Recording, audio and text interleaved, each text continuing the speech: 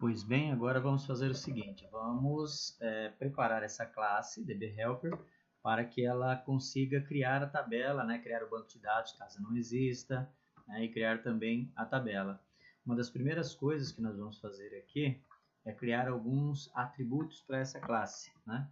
Então, a minha classe, aqui em cima, logo abaixo, antes dos primeiros métodos, pode ser em qualquer lugar da classe, né, mas estou criando aqui, ó, viu como eu digitei rápido novamente? Vou digitar de novo para você ver. Ó, muito bem. Então, nós temos aqui já uma constante aqui para o nome da tabela, outra para o primeiro campo da tabela, para o segundo e para o terceiro. Ok.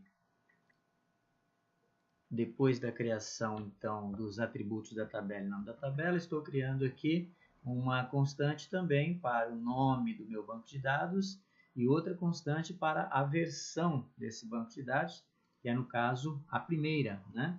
Além disso, nós vamos criar aí também uma constante, né, para a criação da tabela em si. Então, aqui nós definimos os atributos da tabela. Agora, nós vamos criar aqui uma outra, né, uma string, para a criação da tabela. Veja, eu acabei de criar aqui um create table, né, uma constante aqui, onde ele tem o meu create table, o nome da tabela e nomes dos meus campos, né? O campo contato ID, que vai ser um integer, vai ser primary key, autoincremente, os outros dois apenas text, né? E é assim que a minha tabela será criada pelo método adequado, né? Nós tivemos aí um método construtor que foi criado automaticamente pela classe, né? Pelo contrato que ela tem, pela interface.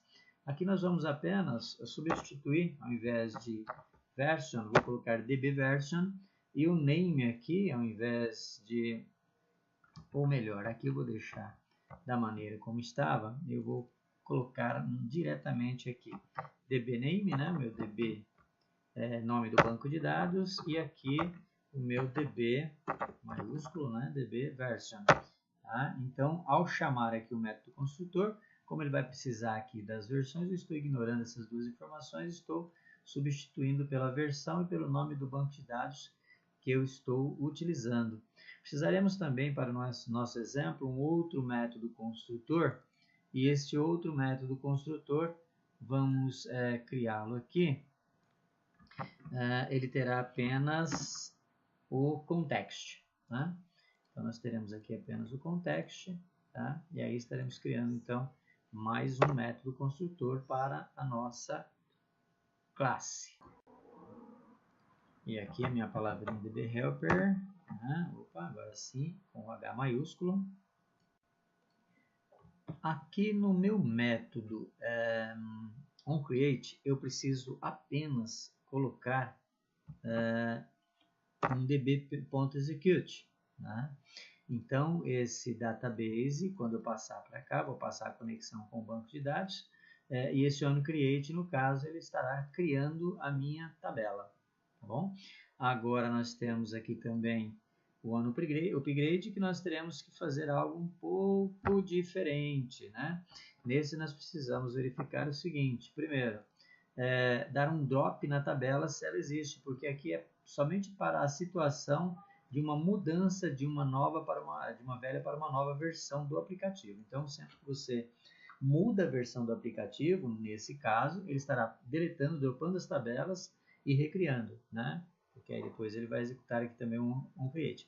Então, nessa classe, eu tenho apenas, né, a criação do banco de dados e aí a verificação de sua versão.